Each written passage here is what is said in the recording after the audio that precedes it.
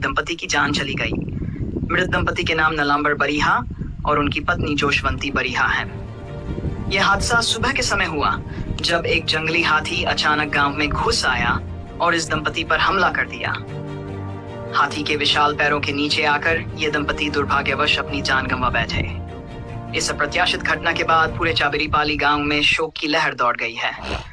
गांव के लोग भय और आतंक में जी रहे हैं। इस घटना के बाद गांव में स्थिति काफी गंभीर हो गई है।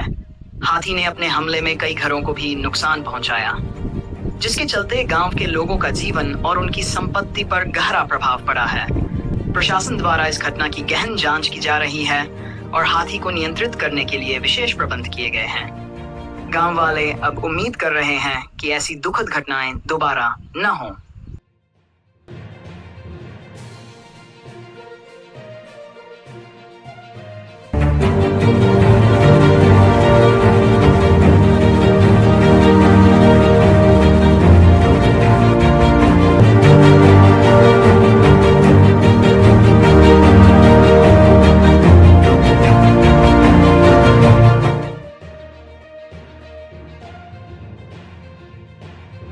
हमले में एक दंपति की जान चली गई।